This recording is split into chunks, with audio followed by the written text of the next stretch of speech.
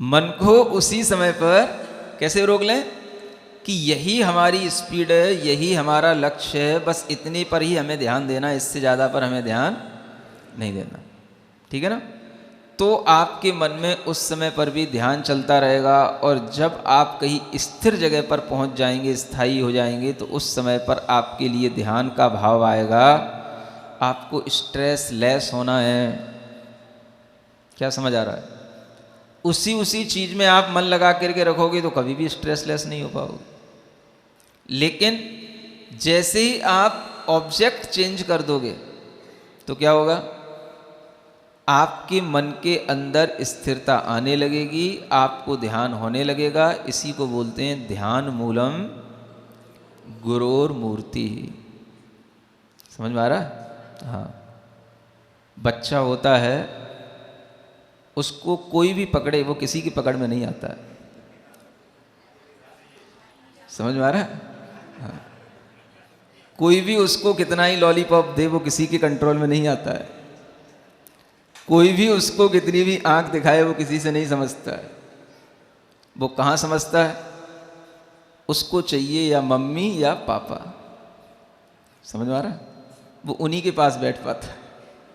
ऐसे ही आपका मन भी एक बच्चा होता है। समझ में आ रहा है? आप इधर उधर उसको चाहे कितना ही घुमा लो, कितना ही कुछ कर लो, है ना, लेकिन उसको जब शांति मिलेगी तो कहाँ मिलेगी? हाँ।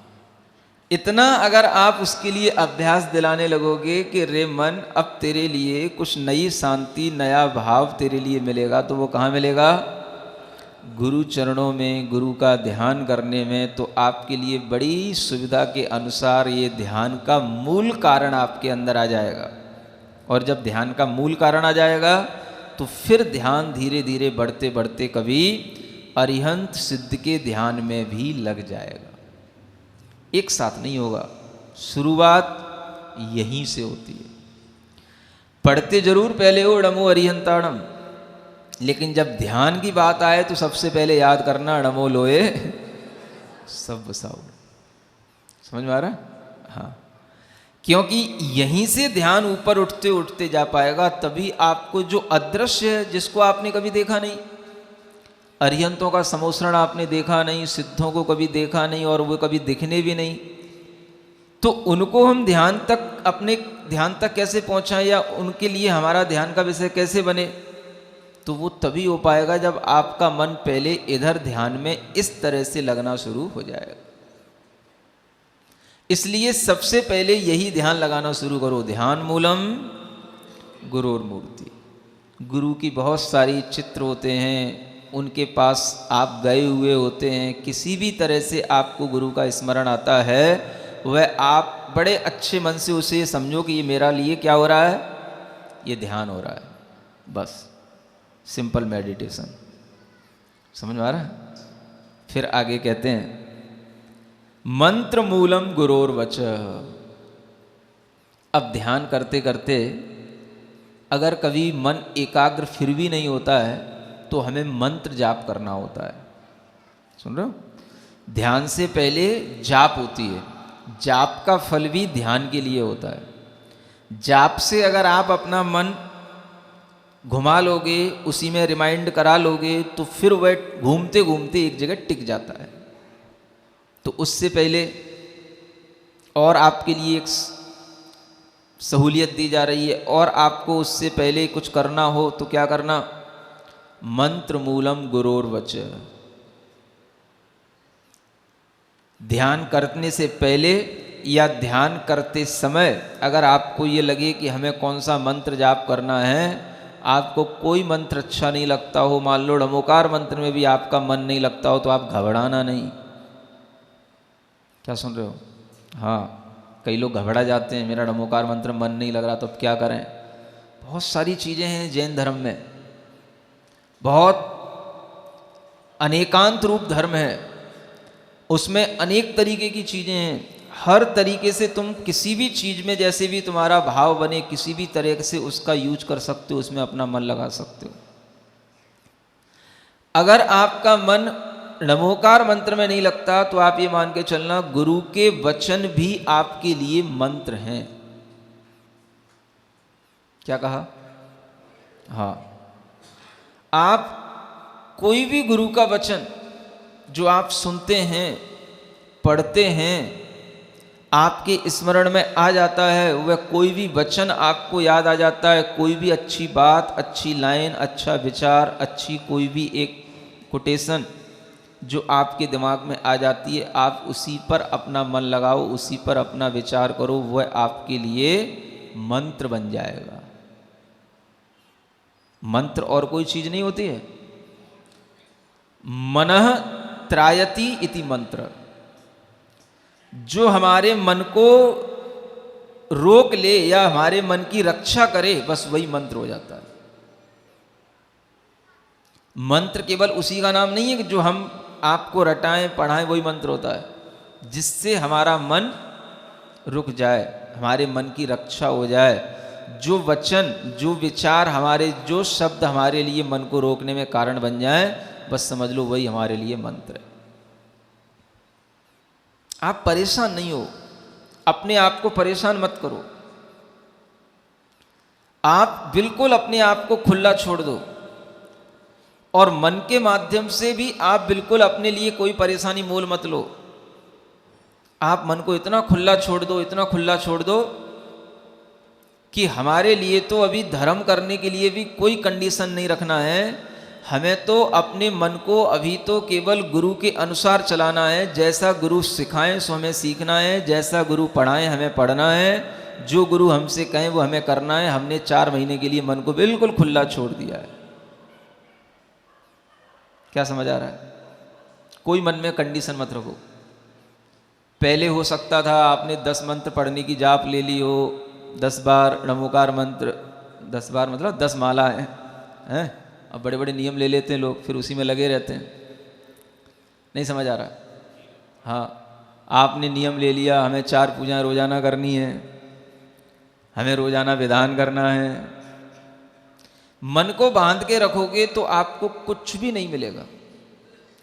मन को तब बांधा जाता है जब आपके सामने कोई आपके मन को बांधने वाला न हो। जब गुरु न हो तब के लिए नियम होते हैं। जब गुरु सामने हो तो अपने टाइम को एडजस्ट कर लो, उन नियमों को थोड़ा सा कमती ज़्यादा कर लो, आपको कोई पाप नहीं लगेगा। क्योंकि हम उस समय पर कोई धर्म विरुद्ध काम नहीं कर रहे हैं। हम अपने मन को धर्म में ही लगा रहे हैं, धर्म ही सीख रहे हैं। अपने उपयोग में हम कोई और मलिनता नहीं ला रहे हैं, कोई विषय वासनाओं में नहीं लग रहे हैं। हम उस समय पर भी धर्म ही कर रहे हैं।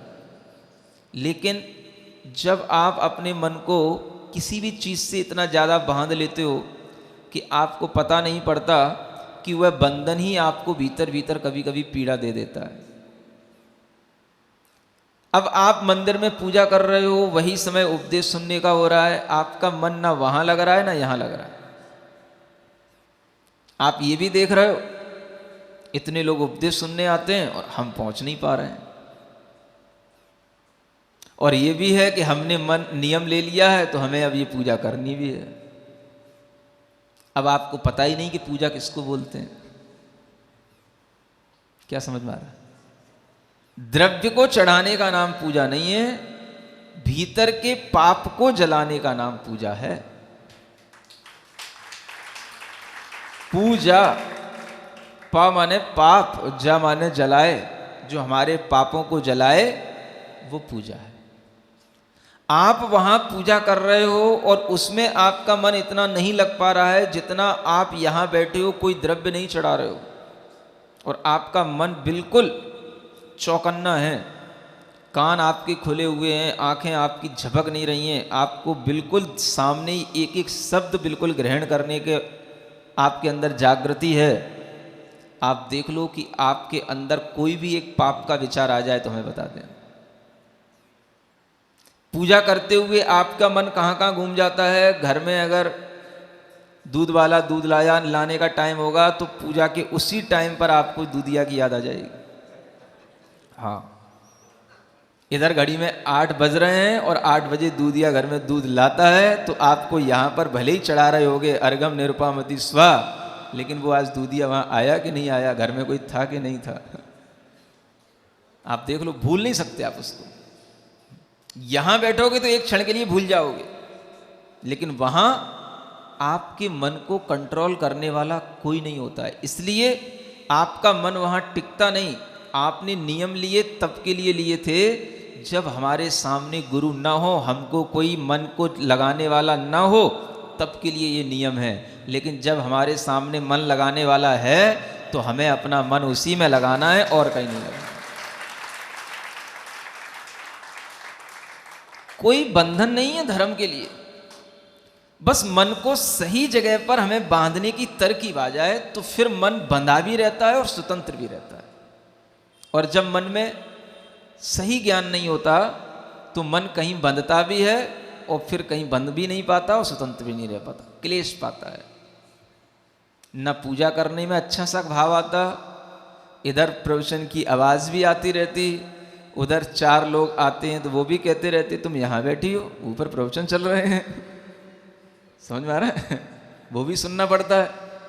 तो अनेक तरीके से आप अपने मन को देखते हो, तो ये आपने अपने मन को नहीं समझाया कि हमें कहाँ क्या करना, क्या हमारे लिए उपयोगी है। आचार्य कहते हैं धर्म बिल्कुल स्वतंत्र भावों के साथ होता है, और मन की भी इस तरीके से स्वतंत्रता बना करके रखो कि जब हमारे अंदर कोई नया नया भाव आने का समय आया है, बरसात हो रही है और उस बरसात में हम किसी भी तरीके से अपने मन को नहीं भिगो रहे हैं, तो फिर तो जैसे सूखा था पहले भी और अभी भी उस बरसात का तो कोई फिर फायदा रहेगा ही नहीं। हाँ? अब इतनी समझदारी न आए तो फिर हम दिल्ली में आए तो यही सोच के यहाँ पे समझदार लोग मिलेंगे, नहीं समझ में आ रहा, क्योंकि बड़े शहर में बड़े समझदार लोग होते हैं।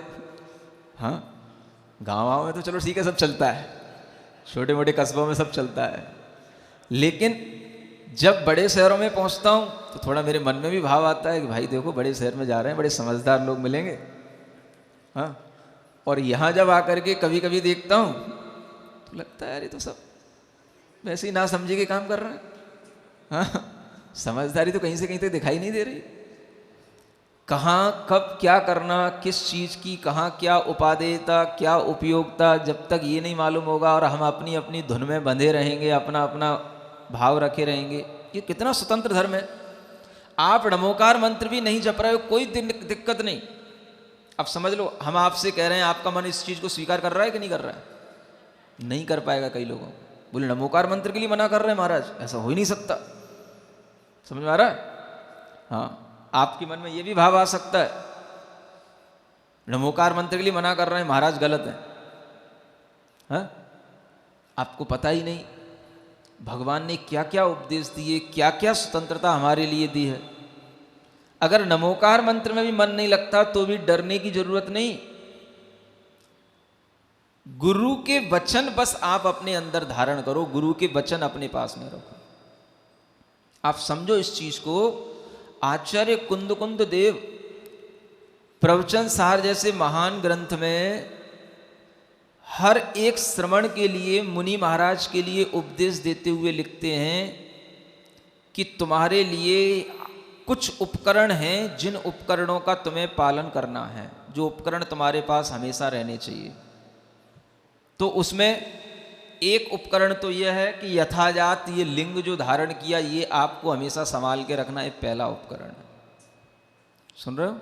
हाँ, जो आपका हमेशा मोक्ष मार्ग पे काम चलने वाली 4 चीज़ें अपने पास में याद रखना, बस वो 4 चीज़ें बताते हैं। बस कहीं नहीं लिखा उनने कि नमोकार मंत्र याद करना। वो कहते हैं पहला यथाजात लिंग, साधु की बात बता रहा हूँ। देखो एक साधु के लिए भी कितना बड़ा उपदेश दिया गया। दूसरा उपकरण कहते हैं गुरु वचन, गुरु वैणम। गुरु के वचन याद रखो, तुम्हें कुछ याद रहे न रहे, क्या याद रखना? गुरु के वचन। तीसरा उपकरण कहते हैं गुरु की विनय, ये तीसरा उपकरण है। और चौथा है सिद्धांत का चिंतन, सिद्धांत का पठन पाठन। बस ये 4 काम करते रहो, तुम्हें कुछ भी सोचने की और कुछ करने की जरूरत नहीं है।